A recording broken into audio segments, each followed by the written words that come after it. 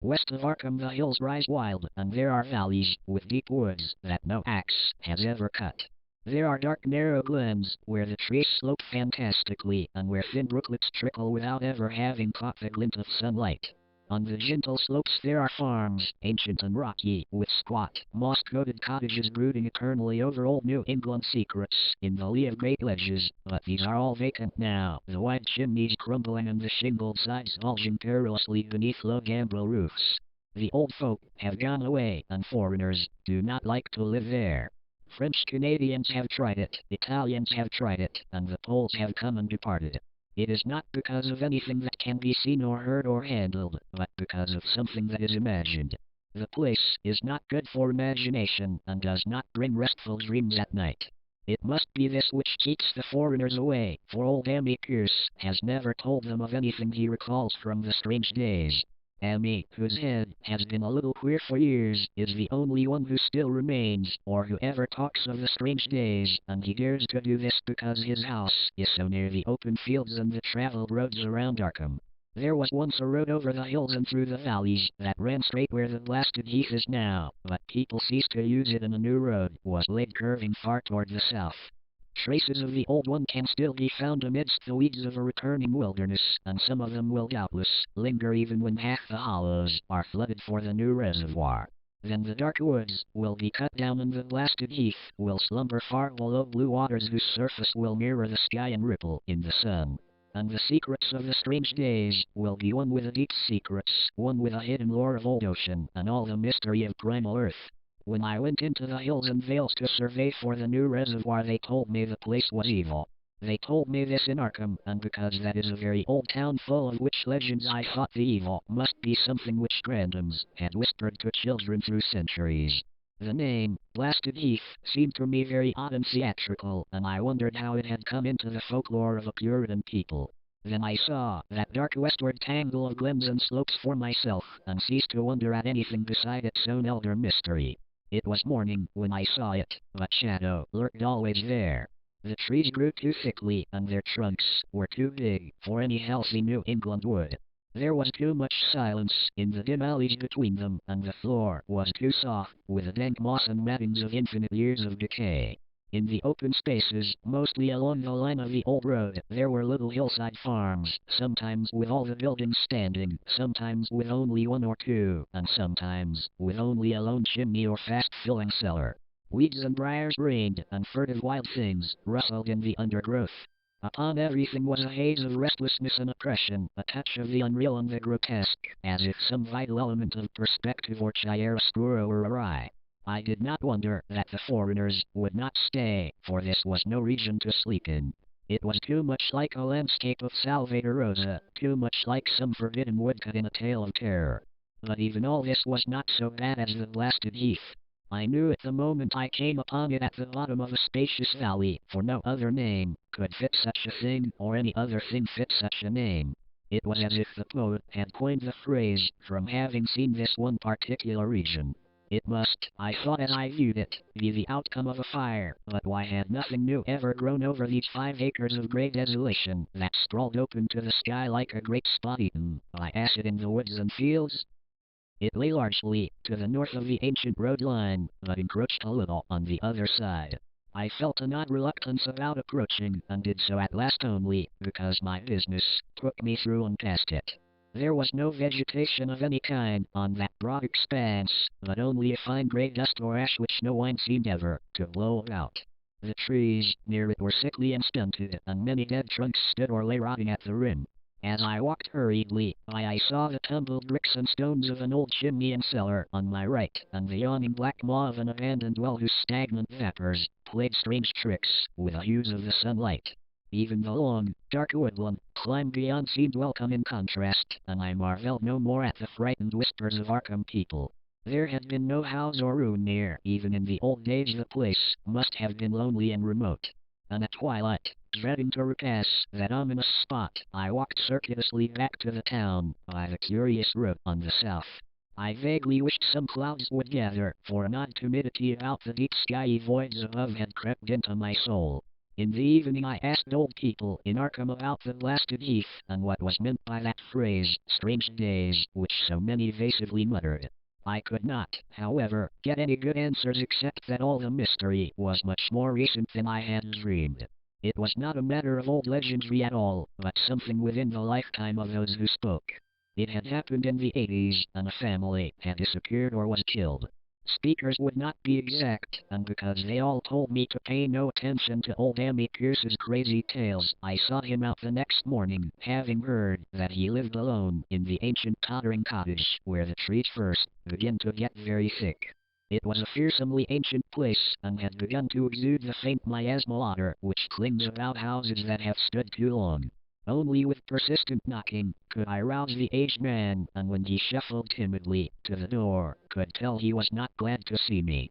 He was not so feeble as I had expected, but his eyes drooped in a curious way, and his unkempt clothing and white beard made him seem very worn and dismal. Not knowing just how he could best be launched on his tales, I feigned a matter of business, told him of my surveying, and asked vague questions about the district. He was far brighter and more educated than I had been led to think, and before I knew it had grasped quite as much of the subject as any man I had talked with in Arkham.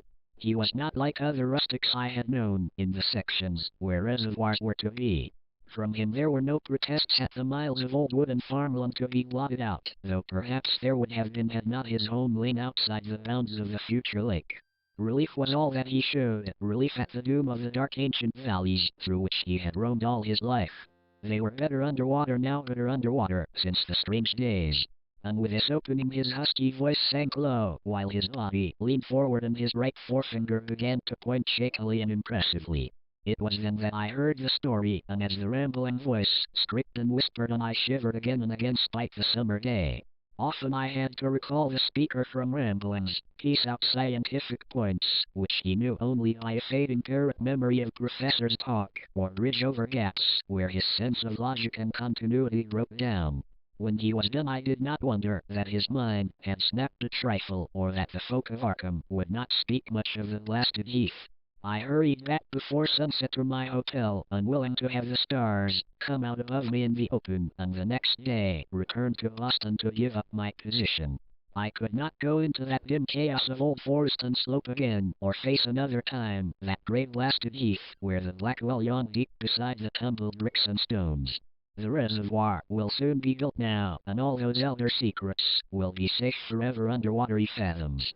But even then I do not believe I would like to visit that country, by night at least, not when the sinister stars are out, and nothing could bribe me to drink the new city water of Arkham.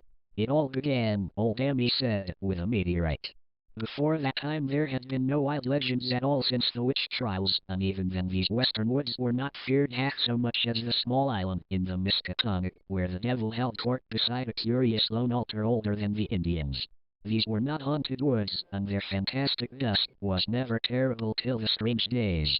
Then there had come that white noontide cloud, that string of explosions in the air, and that pillar of smoke from the valley far in the wood. And by night all Arkham had heard of the great rock that fell out of the sky and bedded itself in the ground beside the well at the Nahum Gardner place. That was the house which had stood where the blasted heath was to come trim white Nahum Gardner house amidst its fertile gardens and orchards.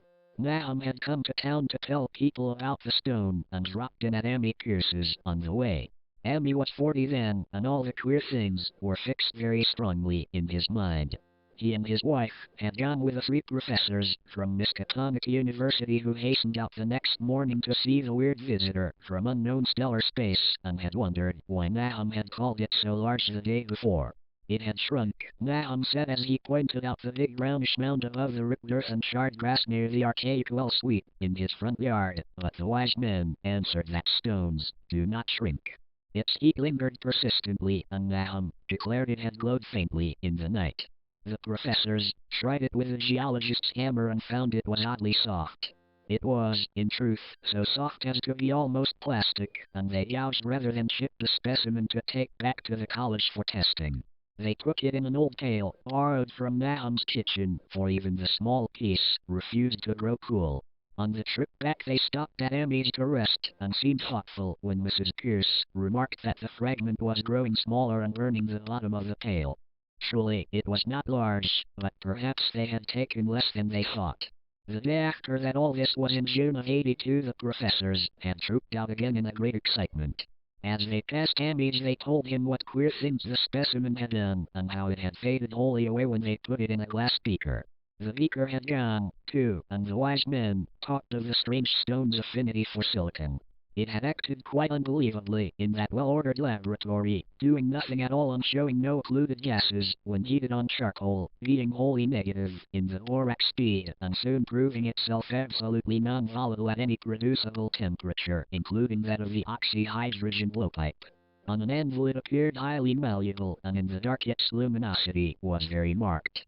Stubbornly refusing to grow cool, it soon had the college in a state of real excitement, and when upon heating before the spectroscope it displayed shining bands unlike any known colors of the normal spectrum, there was much breathless talk of new elements, bizarre optical properties, and other things, which puzzled men of science are wont to say when faced by the unknown.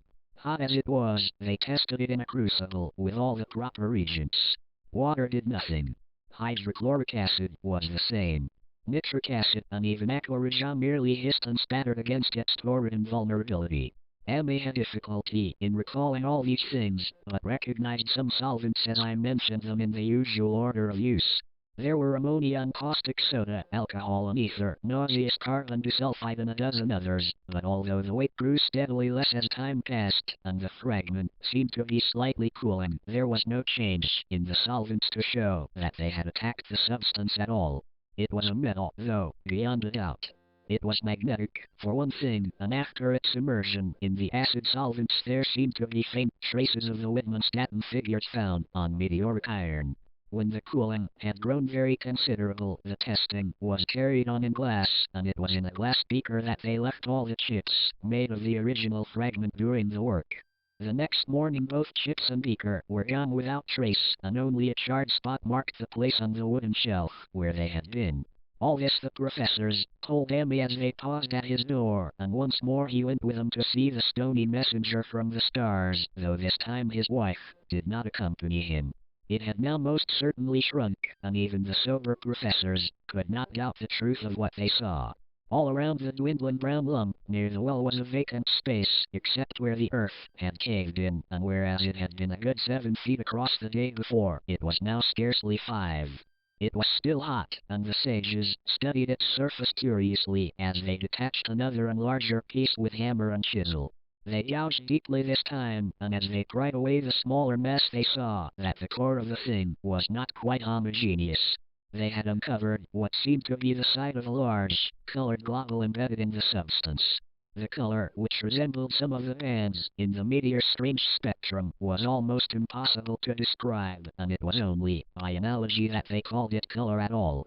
Its texture was glossy, and upon tapping it appeared to promise both brittleness and hollowness.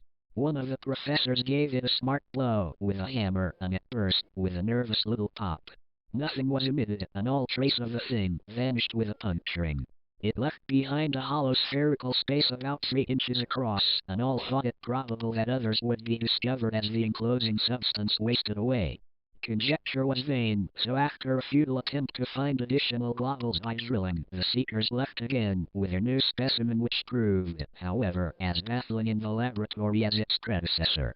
Aside from being almost plastic, having heat, magnetism, and slight luminosity, cooling slightly in powerful acids, possessing an unknown spectrum, wasting away in air, and attacking silicon, compounds with mutual destruction as a result, it presented no identifying features whatsoever, and at the end of the tests the college scientists were forced to own that they could not place it. It was nothing of this earth, but a piece of the great outside, and as such dowered with outside properties and obedient to outside laws. That night there was a thunderstorm, and when the professors went out to Nahum's the next day they met with a bitter disappointment. The stone, magnetic as it had been, must have had some peculiar electrical property, for it had drawn the lightning, as Nahum said, with a singular persistence.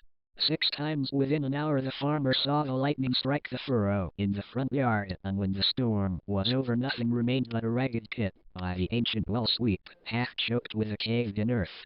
Digging had borne no fruit, and the scientists verified the fact of the utter vanishment.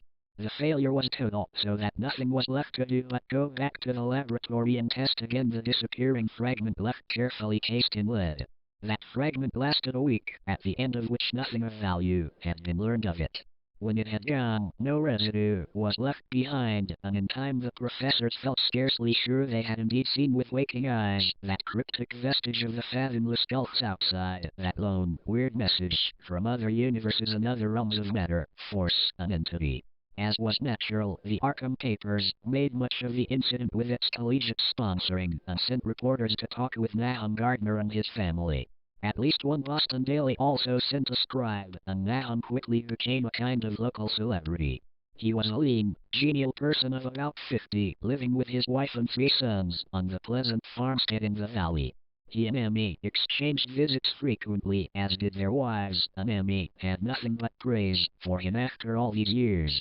He seemed slightly proud of the notice his place had attracted, and talked often of the meteorite in the succeeding weeks. That July and August were hot, and Nahum worked hard at his haying in the 10-acre pasture across Chapman's Brook, his rattling wain wearing deep ruts in the shadowy lanes between. The labor tired him more than it had in other years, and he felt that age was beginning to tell on him. Then fell the time of fruit and harvest. The pears and apples slowly ripened, and Nahum vowed that his orchards were prospering as never before. The fruit was growing to phenomenal size and unwanted gloss, and in such abundance that extra barrels were ordered to handle the future crop. But with the ripening came sore disappointment, for of all that gorgeous array of specious lusciousness not one single jot was fit to eat. Into the fine flavor of the pears and apples had crept a stealthy bitterness and sickishness, so that even the smallest bites induced a lasting disgust. It was the same with the melons and tomatoes, and Nahum sadly saw that his entire crop was lost. Quick to connect events, he declared that the meteorite had poisoned the soil, and thanked heaven that most of the other crops were in the upland lot along the road. Winter came early, and was very cold. Ammi saw Nahum less often than usual, and observed that he had begun to look worried. The rest of his family, too, seemed to have grown taciturn, and were far from steady in their church-going or their attendance at the various social events of the countryside. For this reserve or melancholy no cause could be found, though all the household confessed now and then to poorer health and a feeling of vague disquiet. Nahum himself gave the most definite statement of anyone when he said he was disturbed about certain footprints in the snow.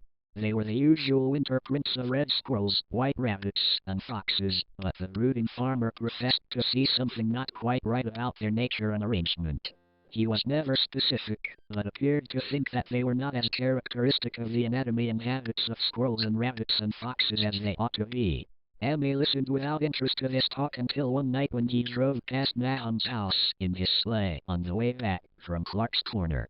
There had been a moon, and a rabbit had run across the road, and the leaps of that rabbit were longer than either Ammi or his horse liked. The latter, indeed, had almost run away when brought up by a firm rein. Thereafter Ammi gave Nahum's tales more respect, and wondered why the Gardner dogs seemed so cowed and quivering every morning. They had, it developed, nearly lost the spirit of Ark. In February the McGregor boys from Meadow Hill were out shooting woodchucks, and not far from the Gardner place bagged a very peculiar specimen. The proportions of its body seemed slightly altered in a queer way impossible to describe, while its face had taken on an expression which no one ever saw in a woodchuck before. The boys were genuinely frightened, and threw the thing away at once, so that only their grotesque tales of it ever reached the people of the countryside. But the shying of horses near Nahum's house had now become an acknowledged thing, and all the basis for a cycle of whispered legend was fast taking form. People vowed that the snow melted faster around Nahum's than it did anywhere else, and early in March there was an odd discussion in Potter's General Store at Clark's Corners. Stephen Rice had driven past Gardner's in the morning, and had noticed the skunk cabbages coming up through the mud by the woods across the road. Never were things of such size seen before, and they held strange colors that could not be put into any words. Their shapes were monstrous, and the horse had snorted at an otter which struck Stephen as wholly unprecedented. That afternoon several persons drove past to see the abnormal growth, and all agreed that plants of that kind ought never to sprout in a healthy world. The bad fruit of the fall before was freely mentioned, and it went from mouth to mouth that there was poison in Nahum's ground. Of course it was the meteorite, and remembering how strange the men from the college had found that stone to be, several farmers spoke about the matter to them. One day they paid Nahum a visit, but having no love of wild tales and folklore, were very conservative in what they inferred. The plants were certainly odd, but all skunk cabbages are more or less odd in shape and hue. Perhaps some mineral element from the stone had entered the soil, but it would soon be washed away. And as for the footprints and frightened horses, of course this was mere country talk, which such a phenomenon as the aerolite would be certain to start. There was really nothing for serious men to do in cases of wild gossip, for superstitious rustics will say and believe anything. And so all through the strange days the professors stayed away in contempt. Only one of them, when given 2 files of dust for analysis in a police job over a year and a half later, recalled that the queer color of that skunk cabbage had been very like one of the anomalous bands of light shown by the meteor fragment in the college spectroscope, and like the brittle globule found embedded in the stone from the abyss. The samples in this analysis case gave the same odd bands at first, though later they lost the property. The trees budded prematurely around Nahum's, and at night they swayed ominously in the wind. Nahum's second son Thaddeus, a lad of 15, swore that they swayed also when there was no wind, but even the gossips would not credit this. Certainly, however, restlessness was in the air. The entire Gardner family developed the habit of stealthy listening, though not for any sound which they could consciously name. The listening was, indeed, rather a product of moments when consciousness seemed half to slip away. Unfortunately, such moments increased week by week, till it became common speech that something was wrong with all Nahum's folks. When the early saxifrage came out, it had another strange color, not quite like that of the skunk cabbage, but plainly related and equally unknown to anyone who saw it. Nahum took some blossoms to Arkham and showed them to the editor of the Gazette, but that dignitary did no more than write a humorous article about them, in which the dark fears of rustics were held up to polite ridicule. It was a mistake of Nahum's to tell a stolid city man about the way the great, overgrown morning-cloak butterflies behaved in connection with these saxifrages. April brought a kind of madness to the country folk, and began that disuse of the road past Nahum's which led to its ultimate abandonment. It was the vegetation. All the orchard trees blossomed forth in strange colors, and through the stony soil of the yard and adjacent pasturage there sprang up a bizarre growth which only a botanist could connect with the proper flora of the region. No same wholesome colors were anywhere to be seen except in the green grass and leafage, but everywhere were those hectic and prismatic variants of some diseased, underlying primary tone without a place among the known tints of earth. The Dutchman's breeches became a thing of sinister menace, and the bloodroots grew insolent in their chromatic perversion. Ammi and the gardeners thought that most of the colors had a sort of haunting familiarity, and decided that they reminded one of the brittle globule in the meteor. Nahum plowed and sowed the 10-acre pasture and the upland lot, but did nothing with the land around the house. He knew it would be of no use, and hoped that the summer's strange growths would draw all the poison from the soil. He was prepared for almost anything now, and had grown used to the sense of something near him waiting to be heard. The shunning of his house by neighbors told on him, of course, but it told on his wife more. The boys were better off being at school each day, but they could not help being frightened by the gossip. Thaddeus, an especially sensitive youth, suffered the most. In May the insects came, and Nahum's place became a nightmare of buzzing and crawling. Most of the creatures seemed not quite usual in their aspects and motions, and their nocturnal habits contradicted all former experience. The gardeners took to watching at night, watching in all directions at random for some things he could not tell what. It was then that they owned that Thaddeus had been right about the trees. Mrs. Gardner was the next to see it from the window as she watched the swollen boughs of a maple against a moonlit sky. The bough surely moved, and there was no wind. It must be the sap. Strangeness had come into everything growing now. Yet it was none of Nahum's family at all who made the next discovery. Familiarity had held them, and what they could not see was glimpsed by a timid windmill salesman from Bolton who drove by one night in ignorance of the country legends. What he told in Arkham was given a short paragraph in the Gazette, and it was there that all the farmers, Nahum included, saw it first. The night had been dark and the buggy lamps faint, but around a farm in the valley, which everyone knew from the account must be Nahum's, the darkness had been less thick. A dim, though distinct luminosity seemed to inhere in all the vegetation, grass, leaves, and blossoms alike, while at one moment a detached piece of the phosphorescence appeared to stir furtively in the yard near the barn. The grass had so far seemed untouched, and the cows were freely pastured in the lot near the house, but toward the end of May the milk began to be bad. Then Nahum had the cows driven to the uplands, after which this trouble ceased. Not long after this the change in grass and leaves became apparent to the eye. All the verdure was going gray and was developing a highly singular quality of brittleness. Ammi was now the only person who ever visited the place, and his visits were becoming fewer and fewer. When school closed, the gardeners were virtually cut off from the world, and sometimes let Ammi do their errands in town. They were failing curiously both physically and mentally, and no one was surprised when the news of Mrs. Gardner's madness stole around. It happened in June, about the anniversary of the meteor's fall, and the poor woman screamed about things in the air which she could not describe. In her raving there was not a single specific noun, but only verbs and pronouns. Things moved and changed and fluttered, and ears tingled to impulses which were not wholly sounds.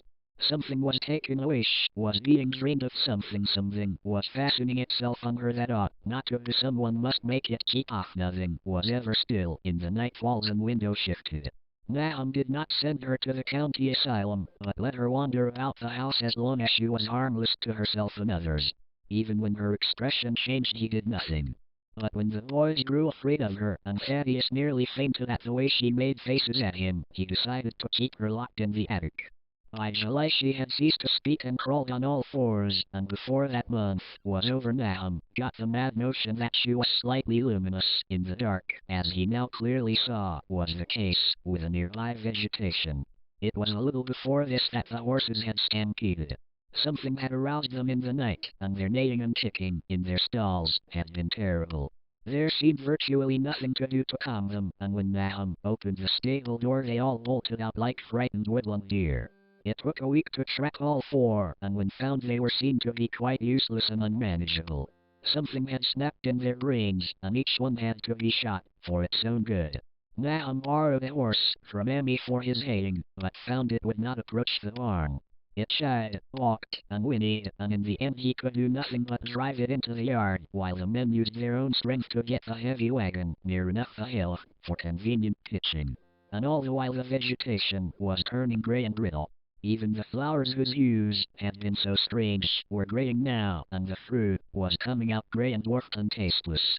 The asters and goldenrod bloomed gray and distorted, and the roses and zinnias and hollyhocks in the front yard were such blasphemous-looking things that Nahum's oldest boy Zenas cut them down.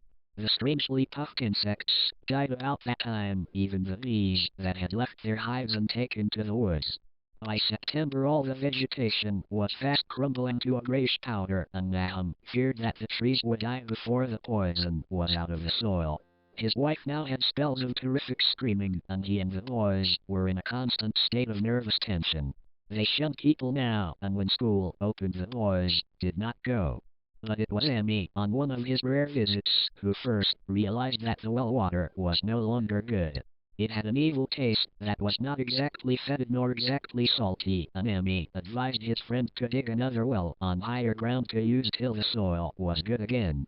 Nahum, however, ignored the warning, for he had by that time become calloused to strange and unpleasant things. He and the boys continued to use the tainted supply, drinking it as listlessly and mechanically as they ate their meager and ill-cooked meals and did their thankless and monotonous chores through the aimless days. There was something of stolid resignation about them all, as if they walked half in another world between lines of nameless guards to a certain unfamiliar doom. Thaddeus went back in September after a visit to the well. He had gone with a pail and had come back empty-handed, shrieking and waving his arms, and sometimes lapsing into an inane titter or a whisper about the moving colors down there. 2 in one family was pretty bad, but Nahum was very brave about it. He let the boy run about for a week until he began stumbling and hurting himself, and then he shut him in an attic room across the hall from his mother's. The way they screamed at each other from behind their locked doors was very terrible, especially to little Merwin, who fancied they talked in some terrible language that was not of earth. Merwin was getting frightfully imaginative, and his restlessness was worse after the shutting away of the brother who had been his greatest playmate. Almost at the same time the mortality among the livestock commenced. Poultry turned grayish and died very quickly, their meat being found dry and noisome upon cutting. Hogs grew inordinately fat, then suddenly began to undergo loathsome changes, which no one could explain. Their meat was of course useless, and Nahum was at his wit's end. No rural veterinary would approach his place, and the city veterinary from Arkham was openly baffled. The swine began growing gray and brittle and falling to pieces before they died, and their eyes and muzzles developed singular alterations. It was very inexplicable, for they had never been fed from the tainted vegetation. Then something struck the cows. Certain areas or sometimes the whole body would be uncannily shriveled or compressed, and atrocious collapses or disintegrations were common. In the last stages and death was always the result. Fear would be a graying and turning brittle like that which beset the hogs. There could be no question of poison, for all the cases occurred in a locked and undisturbed barn. No bites of prowling things could have brought the virus, for what live east of Earth can pass through solid obstacles. It must be only natural disease, yet what disease could wreak such results was beyond any mind's guessing. When the harvest came there was not an animal surviving on the place, for the stock and poultry were dead and the dogs had run away. These dogs, 3 in number, had all vanished one night and were never heard of again. The 5 cats had left some time before, but their going was scarcely noticed since there now seemed to be no mice, and only Mrs. Gardner had made pets of the graceful felines. On the 19th of October Nahum staggered into Ammi's house with hideous news. The death had come to poor Thaddeus in his attic room, and it had come in a way which could not be told. Nahum had dug a grave in the railed family plot behind the farm, and had put therein what he found. There could have been nothing from outside, for the small, barred window and locked door were intact, but it was much as it had been in the barn. Ammi and his wife consoled the stricken man as best they could, but shuddered as they did so. Stark terror seemed to cling round the gardeners and all they touched, and the very presence of one in the house was a breath from regions unnamed and unnameable. Ammi accompanied Nahum home with the greatest reluctance, and did what he might to calm the hysterical sobbing of little Merwin. Zenas needed no calming. He had come of late to do nothing but stare into space and obey what his father told him, and Ammi thought that his fate was very merciful. Now and then Merwin's screams were answered faintly from the attic, and in response to an inquiring look Nahum said that his wife was getting very feeble. When night approached, Ammi managed to get away, for not even friendship could make him stay in that spot when the faint glow of the vegetation began and the trees may or may not have swayed without wind. It was really lucky for Ammi that he was not more imaginative.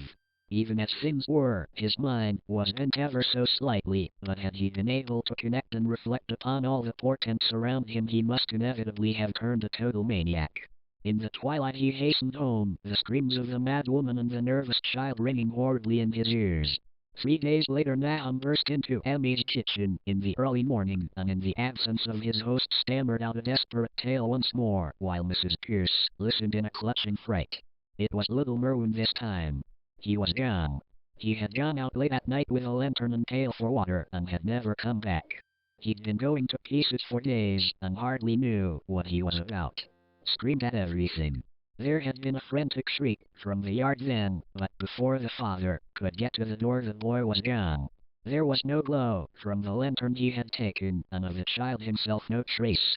At the time Nahum thought the lantern and pail were gone too, but when dawn came and the man had plodded back from his all-night search of the woods and fields, he had found some very curious things near the well. There was a crushed and apparently somewhat melted mass of iron, which had certainly been the lantern, while a bent handle and twisted iron hoops beside it, both half-fused, seemed to hint at the remnants of the pail. That was all. Nahum was past imagining. Mrs. Pierce was blank, and Ammi, when he had reached home and heard the tale, could give no guess. Merwin was gone, and there would be no use in telling the people around, who shunned all gardeners now. No use, either, in telling the city people at Arkham who laughed at everything. Thad was gone, and now Merwin was gone. Something was creeping and waiting to be seen and heard. Nahum would go soon, and he wanted Ammi to look after his wife and Zenas, if they survived him. It must all be a judgment of some sort, though he could not fancy what for, since he had always walked uprightly in the Lord's way so far as he knew. For over 2 weeks Ammi saw nothing of Nahum, and then, worried about what might have happened, he overcame his fears and paid the gardener place a visit. There was no smoke from the great chimney, and for a moment the visitor was apprehensive of the worst. The aspect of the whole farm was shocking: greenish withered grass and leaves on the ground, vines falling in brittle wreckage from archaic walls and gables, and great bare trees clawing up at the grey November sky with a studied malevolence which Ammi could not but feel had come from some subtle change in the tilt of the branches. But Nahum was alive, after all. He was weak and lying on a couch in the low-ceiled kitchen, but perfectly conscious and able to give simple orders to Zenas. The room was deadly cold, and as Ammi visibly shivered, the host shouted huskily to Zenas for more wood. Wood, indeed, was sorely needed, since the cavernous fireplace was unlit and empty, with a cloud of soot blowing about in the chill wind that came down the chimney. Presently Nahum asked him if the extra wood had made him any more comfortable, and then Ammi saw what had happened. The stoutest cord had broken at last, and the hapless farmer's mind was proof against more sorrow. Questioning tactfully, Ammi could get no clear data at all about the missing Zenas. In the well lives, in the well, was all that the clouded father would say. Then there flashed across the visitor's mind a sudden thought of the mad wife, and he changed his line of inquiry. "Navi? Why, here she is!" was the surprised response of poor Nahum, and Ammi soon saw that he must search for himself. Leaving the harmless babbler on the couch, he took the keys from their nail beside the door and climbed the creaking stairs to the attic. It was very close and noisome up there, and no sound could be heard from any direction. Of the 4 doors in sight, only one was locked, and on this he tried various keys of the ring he had taken. The 3rd key proved the right one, and after some fumbling Ammi threw open the low white door. It was quite dark inside, for the window was small and half obscured by the crude wooden bars, and Ammi could see nothing at all on the wide planked floor. The stench was beyond enduring, and before proceeding further he had to retreat to another room and return with his lungs filled with breathable air. When he did enter he saw something dark in the corner, and upon seeing it more clearly he screamed outright. While he screamed he thought a momentary cloud eclipsed the window, and a second later he felt himself brushed as if by some hateful current of vapor. Strange colors danced before his eyes, and had not a present horror numbed him he would have thought of the globule in the meteor that the geologist's hammer had shattered, and of the morbid vegetation that had sprouted in the spring. As it was he thought only of the blasphemous monstrosity which confronted him, and which all too clearly had shared the nameless fate of young Thaddeus and the livestock. But the terrible thing about the horror was that it very slowly and perceptibly moved as it continued to crumble. Ammi would give me no added particulars of this scene, but the shape in the corner does not reappear in his tale as a moving object. There are things which cannot be mentioned, and what is done in common humanity is sometimes cruelly judged by the law. I gathered that no moving thing was left in that attic room, and that to leave anything capable of motion there would have been a deed so monstrous as to damn any accountable being to eternal torment. Anyone but a stolid farmer would have fainted or gone mad, but Ammi walked conscious through that low doorway and locked the accursed secret behind him. There would be Nahum to deal with now. He must be fed and tended, and removed to some place where he could be cared for. Commencing his descent of the dark stairs, Ammi heard a thud below him. He even thought a scream had been suddenly choked off, and recalled nervously the clammy vapor which had brushed by him in that frightful room above. What presence had his cry and entry started up? Halted by some vague fear, he heard still further sounds below. Indubitably there was a sort of heavy dragging, and a most detestably sticky noise as of some fiendish and unclean species of suction. With an associative sense, goaded to feverish heights, he thought unaccountably of what he had seen upstairs. Good God! What eldritch dream world was this into which he had blundered? He dared move neither backward nor forward, but stood there trembling at the black curve of the boxed-in staircase. Every trifle of the scene burned itself into his brain. The sounds, the sense of dread expectancy, the darkness, the steepness of the narrow step and merciful heaven.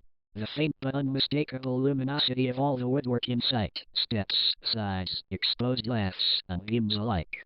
Then there burst forth a frantic whinny from Ammi's horse outside, followed at once by a clatter which told of a frenzied runaway. In another moment horse and buggy had gone beyond earshot, leaving the frightened man on the dark stairs to guess what had sent them. But that was not all. There had been another sound out there. A sort of liquid splish water must have been the well. He had left Hero unteed near it, and a buggy wheel must have brushed the coping and knocked in a stone. And still the pale phosphorescence glowed in that detestably ancient woodwork. God! How old the house was! Most of it built before 1670, and the gambrel roof no later than 1730. A feeble scratching on the floor downstairs now sounded distinctly, and Ammi's grip tightened on a heavy stick he had picked up in the attic for some purpose. Slowly nerving himself, he finished his descent and walked boldly toward the kitchen. But he did not complete the walk, because what he sought was no longer there. It had come to meet him, and it was still alive after a fashion. Whether it had crawled or whether it had been dragged by any external forces, Ammi could not say, but the death had been at it. Everything had happened in the last half hour, but collapse, graying, and disintegration were already far advanced. There was a horrible brittleness, and dry fragments were scaling off. Ammi could not touch it, but looked horrifiedly into the distorted parody that had been a face. What was it, Nahum? What was it? He whispered, and the cleft, bulging lips were just able to crackle out a final answer. Nothing. Nothing. The color. It burns. Cold and wet, but it burns. It lived in the well. I seen it. A kind of smoke. Just like the flowers last spring. The well shone at night.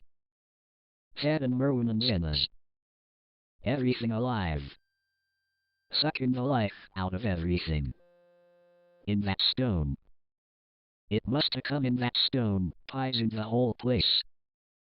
Don't know what it wants. That round thing the men from the college dug out in the stone. They smashed it. It was the same color. Just the same, like the flowers and plants. Must have been more of them. Seeds. Seeds. They growed. I seen it the first time this week. Must have got strong on Zenas. He was a big boy, full of life. It beats down your mind and then gets ye. Burns ye up. In the well water. You was right about that. Evil water. Zenas never come back from the well. Can't get away. Draws ye. Ye know summat's common but ain't no use. I seen a time and again think Zenas was took. Whar's Navy, Ammi? My head's no good. Don't know how long since I fed her. It'll get her if we ain't careful. Just a color. Her face is getting to half that color sometimes towards night. And it burns and sucks. It come from some place where things ain't as they is here. One o' them professors said so. He was right. Look out, Ammi, it'll do soothin' more. Sucks the life out. But that was all. That which spoke could speak no more because it had completely caved in. Ammi laid a red, checked tablecloth over what was left and reeled out the back door into the fields. He climbed the slope to the 10-acre pasture and stumbled home by the north road in the woods. He could not pass that well from which his horses had run away. He had looked at it through the window and had seen that no stone was missing from the rim. Then the lurching buggy had not dislodged anything after a lulzy splash, had been something else, something which went into the well after it had done with poor Nahum. When Ammi reached his house, the horses and buggy had arrived before him and thrown his wife into fits of anxiety. Reassuring her without explanations, he set out at once for Arkham and notified the authorities that the Gardner family was no more. He indulged in no details, but merely told of the deaths of Nahum and Navi, that of Thaddeus being already known, and mentioned that the cause seemed to be the same strange ailment which had killed the livestock. He also stated that Merwin and Zenas had disappeared. There was considerable questioning at the police station, and in the end Ammi was compelled to take 3 officers to the Gardner farm, together with the coroner, the medical examiner, and the veterinary who had treated the diseased animals. He went much against his will, for the afternoon was advancing and he feared the fall of night over that accursed place, but it was some comfort to have so many people with him. The 6 men drove out in a Democrat wagon, following Ammi's buggy, and arrived at the pest-ridden farmhouse about 4 o'clock. Used as the officers were to gruesome experiences, not one remained unmoved at what was found in the attic and under the red, checked tablecloth on the floor below. The whole aspect of the farm, with its grey desolation, was terrible enough, but those 2 crumbling objects were beyond all bounds. No one could look long at them, and even the medical examiner admitted that there was very little to examine. Specimens could be analyzed, of course, so he busied himself in obtaining them, and here it develops that a very puzzling aftermath occurred at the college laboratory, where the 2 files of dust were finally taken. Under the spectroscope, both samples gave off an unknown spectrum, in which many of the baffling bands were precisely like those which the strange meteor had yielded in the previous year. The property of emitting this spectrum vanished in a month, the dust thereafter consisting mainly of alkaline phosphates and carbonates. Ammi would not have told the men about the well if he had thought they meant to do anything then and there. It was getting toward sunset, and he was anxious to be away. But he could not help glancing nervously at the stony curb by the great sweep, and when a detective questioned him he admitted that Nahum had feared something down there, so much so that he had never even thought of searching it for Merwin or Zenas. After that nothing would do but that they empty and explore the well immediately, so Ammi had to wait trembling while pail after pail of rank water was hauled up and splashed on the soaking ground outside. The men sniffed in disgust at the fluid, and toward the last held their noses against the fodder they were uncovering. It was not so long a job as they had feared it would be, since the water was phenomenally low. There is no need to speak too exactly of what they found. Merwin and Zenas were both there, in part, though the vestiges were mainly skeletal. There were also a small deer and a large dog, in about the same state, and a number of bones of small animals. The ooze and slime at the bottom seemed inexplicably porous and bubbling, and a man who descended on handholds with a long pole found that he could sink the wooden shaft to any depth in the mud of the floor without meeting any solid obstruction. Twilight had now fallen, and lanterns were brought from the house. Then, when it was seen that nothing further could be gained from the well, everyone went indoors and conferred in the ancient sitting room, while the intermittent light of a spectral half-moon played wanly on the grey desolation outside. The men were frankly nonplussed by the entire case, and could find no convincing common element to link the strange vegetable conditions, the unknown disease of livestock and humans, and the unaccountable deaths of Merwin and Zenas in the tainted well. They had heard the common country talk, it is true, but could not believe that anything contrary to natural law had occurred. No doubt the meteor had poisoned the soil, but the illness of persons and animals who had eaten nothing grown in that soil was another matter. Was it the well water? Very possibly. It might be a good idea to analyze it. But what peculiar madness could have made both boys jump into the well? Their deeds were so similar, and the fragments showed that they had both suffered from the great brittle death. Why was everything so grey and brittle? It was the coroner, seated near a window overlooking the yard, who first noticed the glow about the well. Night had fully set in, and all the abhorrent grounds seemed faintly luminous, with more than the fitful moonbeams, but this new glow was something definite and distinct, and appeared to shoot up from the black pit like a softened ray from a searchlight, giving dull reflections in the little ground pools where the water had been emptied. It had a very queer color, and as all the men clustered round the window, Ammi gave a violent start. For this strange beam of ghastly miasma was to him of no unfamiliar hue. He had seen that color before, and feared to think what it might mean. He had seen it in the nasty brittle globule in that aerolite 2 summers ago, had seen it in the crazy vegetation of the springtime, and had thought he had seen it for an instant that very morning against the small barred window of that terrible attic room where nameless things had happened.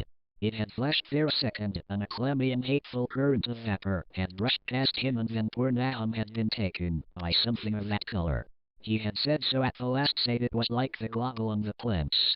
After that had come the runaway in the yard and the splash in the well, and now that well was belching forth to the night a pale insidious beam of the same demoniac tint. It does credit to the alertness of Ammi's mind that he puzzled even at that tense moment over a point which was essentially scientific. He could not but wonder at his gleaning of the same impression from a vapor glimpsed in the daytime against a window opening on the morning sky, and from a nocturnal exhalation seen as a phosphorescent mist against the black and blasted landscape. It wasn't right, it was against nature, and he thought of those terrible last words of his stricken friend. It come from some place where things ain't as they is here. One of them professors said so. All three horses outside, tied to a pair of shriveled saplings by the road, were now neighing and pawing frantically. The wagon driver started for the door to do something, but Ammi laid a shaky hand on his shoulder. "Don't go out far," he whispered. "They's more to this nor what we know. Nahum said something lived in the well that sucks your life out. He said it must be summat growed from a round ball like one we all seen in the meteor stone that fell a year ago June. Sucks and burns, he said, and is just a cloud of color like that light out far now that we can hardly see and can't tell what it is. Nahum thought it feeds on everything living and gets stronger all the time. He said he seen it this last week. It must be something from away off in the sky like the men from the college last year says the meteor stone was. The way it's made and the way it works ain't like no way o' God's world. It's summat from beyond." So the men paused indecisively as the light from the well grew stronger, and the hitched horses pawed and whinnied in increasing frenzy. It was truly an awful moment, with terror in that ancient and accursed house itself, 4 monstrous sets of fragments, 2 from the house and 2 from the well in the woods behind, and that shaft of unknown and unholy iridescence from the slimy depths in front. Ammi had restrained the driver on impulse, forgetting how uninjured he himself was after the clammy rushing of that colored vapor in the attic room, but perhaps it is just as well that he acted as he did. No one will ever know what was abroad that night, and though the blasphemy from beyond had not so far hurt any human of unweakened mind, there is no telling what it might not have done at that last moment, and with its seemingly increased strength and the special signs of purpose it was soon to display beneath the half-clouded moonlit sky. All at once one of the detectives at the window gave a short, sharp gasp. The others looked at him, and then quickly followed his own gaze upward to the point at which its idle string had been suddenly arrested. There was no need for words. What had been disputed in country gossip was disputable no longer, and it is because of the thing which every man of that party agreed in whispering later on, that the strange days are never talked about in Arkham. It is necessary to premise that there was no wind at that hour of the evening. One did arise not long afterward, but there was absolutely none then. Even the dry tips of a lingering hedge mustard, gray and blighted, and the fringe on the roof of the standing Democrat wagon were unstirred. And yet amid that tense godless calm the high bare boughs of all the trees in the yard were moving. They were twitching morbidly and spasmodically, clawing in convulsive and epileptic madness at the moonlit clouds, scratching impotently in the noxious air as if jerked by some allied and bodiless line of linkage with subterrene horrors, writhing and struggling below the black roots. Not a man breathed for several seconds. Then a cloud of darker depth passed over the moon, and the silhouette of clutching branches faded out momentarily. At this there was a general cry, muffled with awe, but husky and almost identical, from every throat. For the terror had not faded with the silhouette, and in a fearsome instant of deeper darkness the watchers saw wriggling at that treetop height 1,000 tiny points of faint and unhallowed radiance, tipping each alow like the fire of St. Elmo or the flames that come down on the apostles' heads at Pentecost. It was a monstrous constellation of unnatural light, like a glutted swarm of corpse-fed fireflies dancing hellish sarabands over an accursed marsh, and its color was that same nameless intrusion which Ammi had come to recognize and dread. All the while the shaft of phosphorescence from the well was getting brighter and brighter, bringing to the minds of the huddled men a sense of doom and abnormality which far outraced any image their conscious minds could form. It was no longer shining out, it was pouring out, and as the shapeless stream of unplaceable color left the well it seemed to flow directly into the sky. The veterinary shivered and walked to the front door to drop the heavy extra bar across it. Ammi shook no less, and had to tug and point, for lack of controllable voice, when he wished to draw notice to the growing luminosity of the trees. The neighing and stamping of the horses had become utterly frightful, but not a soul of that group in the old house would have ventured forth for any earthly reward. With the moments the shining of the trees increased, while their restless branches seemed to strain more and more toward verticality. The wood of the well sweep was shining now, and presently a policeman dumbly pointed to some wooden sheds and beehives near the stone wall on the west.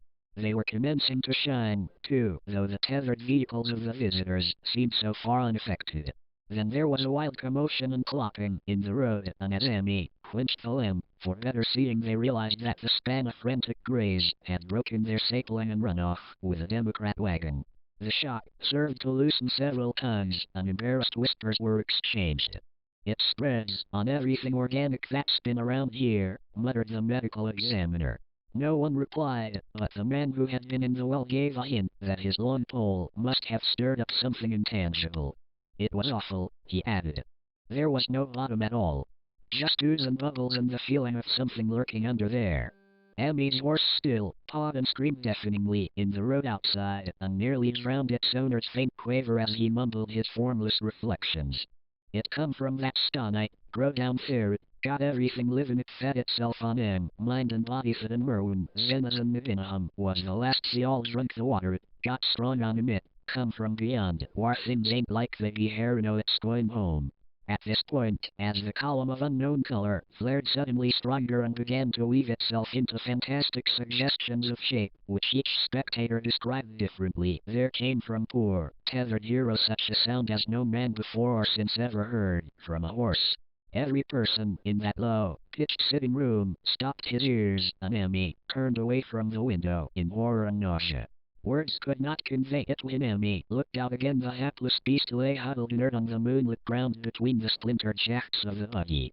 That was the last of Hero till they buried him next day. But the present was no time to mourn, for almost at this instant a detective silently called attention to something terrible in the very room with him. In the absence of a lamplight it was clear that a faint phosphorescence had begun to pervade the entire apartment. It glowed on the broad, planked floor and the fragment of rag carpet, and shimmered over the sashes of the small paned windows. It ran up and down the exposed corner posts, coruscated about the shelf and mantel, and infected the very doors and furniture. Each minute saw it strengthen, and at last it was very plain that healthy living things must leave that house. Ammi showed them the back door and the path up through the fields to the 10-acre pasture. They walked and stumbled as in a dream, and did not dare look back till they were far away on the high ground. They were glad of the path, for they could not have gone the front way by that well.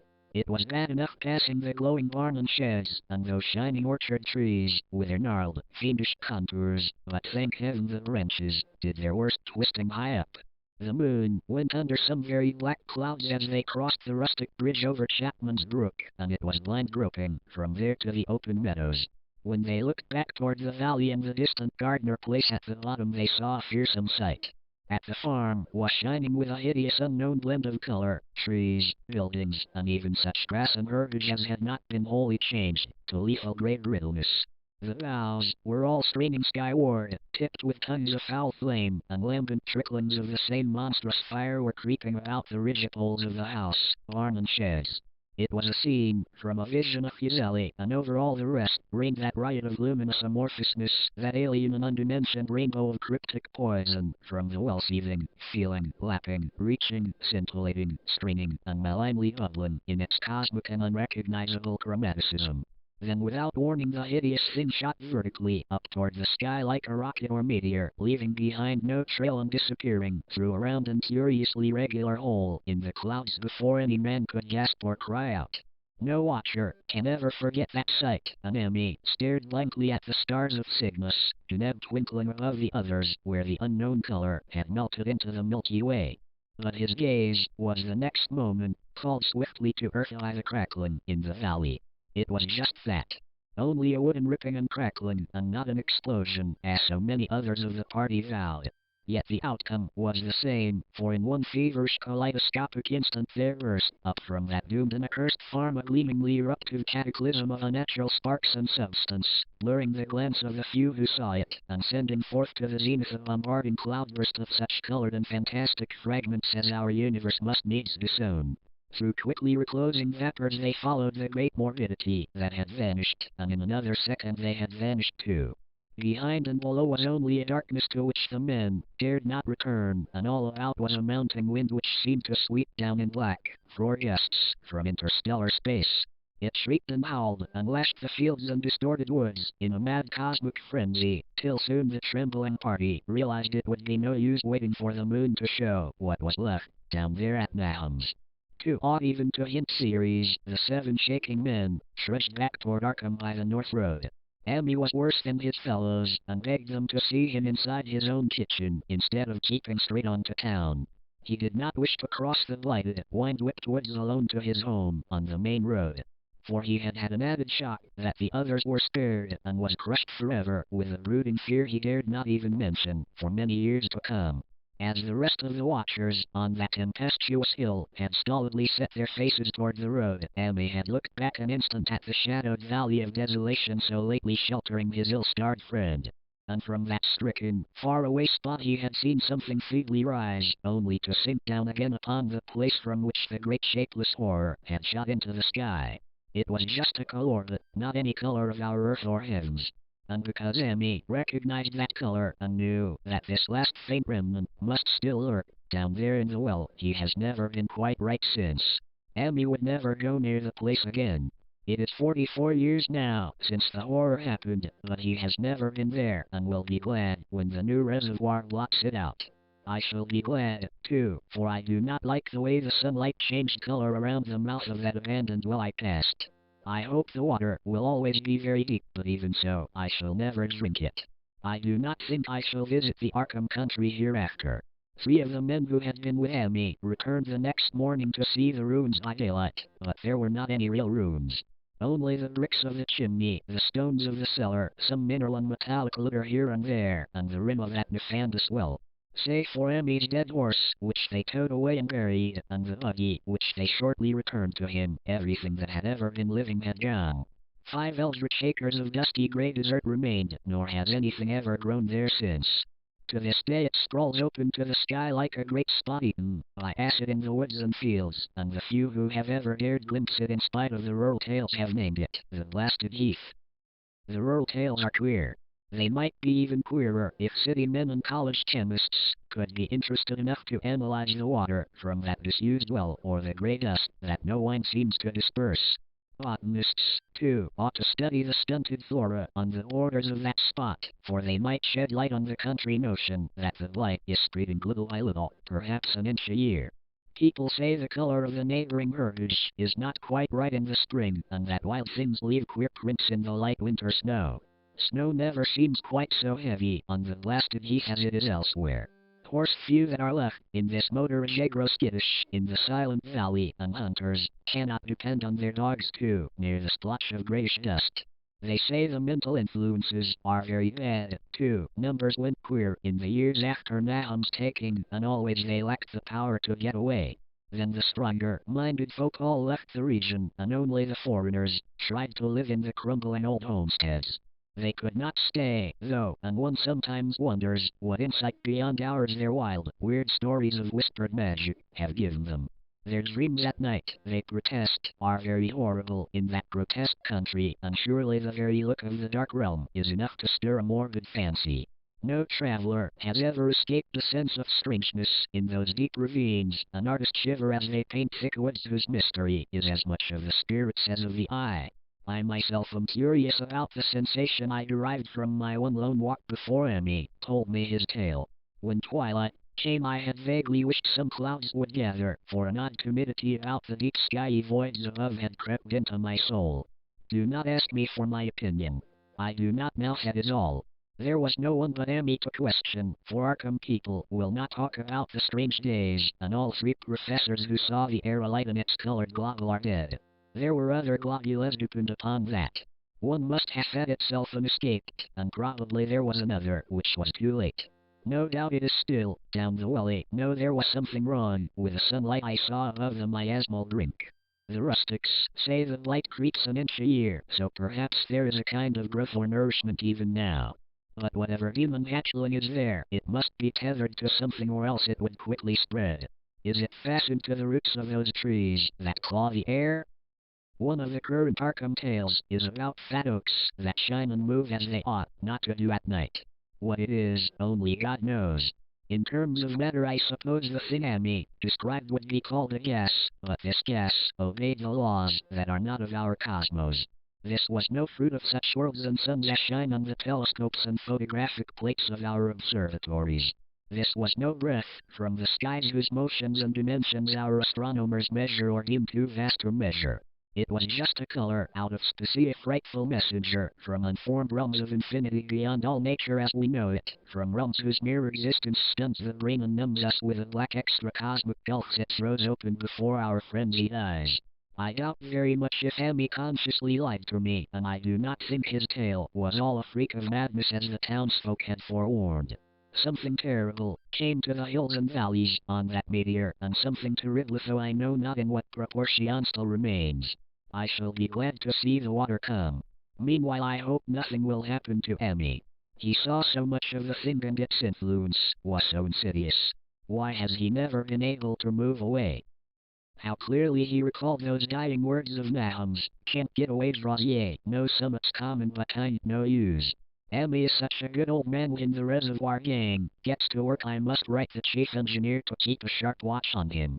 I would hate to think of him as the gray, twisted, brittle monstrosity which persists more and more in troubling my sleep.